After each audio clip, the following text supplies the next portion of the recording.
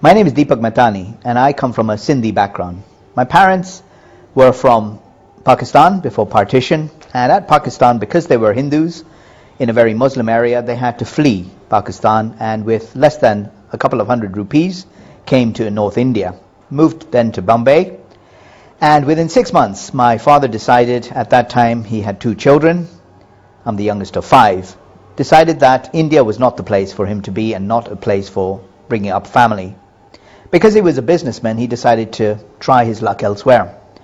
So he went to the ports, and because there weren't very many passenger ships then, he got on a cargo ship and told the captain, "Where are you going?" He said, "Indonesia." He said, "How far is that?" He said, 6,000 miles away. "Excellent. Count 4 baggages tomorrow morning at 6 o'clock. Thus started a journey, and he went to Indonesia, then Singapore, then Hong Kong, and in each of these places he set up a business. I was born in Hong Kong, as were the other 2 of my siblings, and when I was 4 years old we moved to Japan. I grew up in Japan, and in Japan, like with many other things, my father set up a business and drilled into all of us that money and success is all that you need to be happy in life. Our mother passed away when I was 12 from kidney disease, and that was quite a difficult situation. Anyways, we all did the best we could, got our education, some of us got married. I remained single as I was the youngest. I then went to Europe after I had my education and my degrees from Japan and Switzerland to set up a business in Geneva, Switzerland.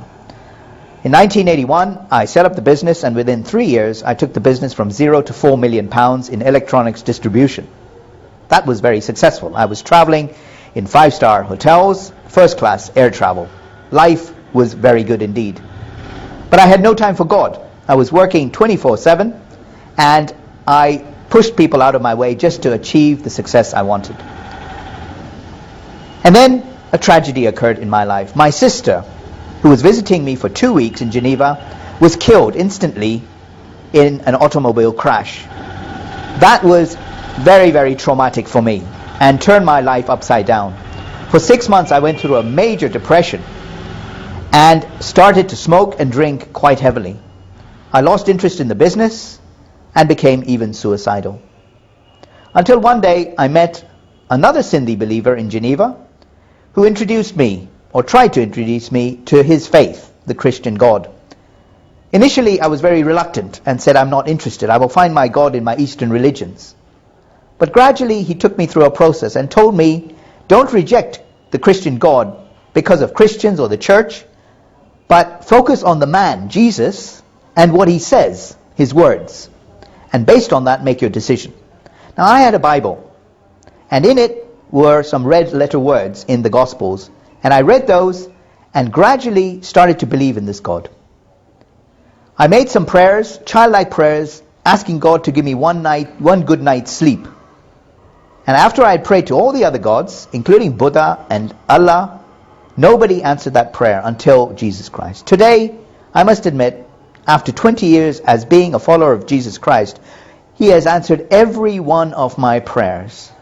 I am, I would say today, more successful than I ever was before. Not because of money, but because of the people I have met through my faith, all around the world as I travel, and even here now in Bangalore, where I'm meeting with top executives. I'm currently a management consultant based in the UK, and God is opening new doors where I'm meeting politicians, business leaders, and I'm able to share my faith with them in a very dramatic way. I'm so grateful to God for what He has done in my life to give me eternal life, not just for the future, but even for now.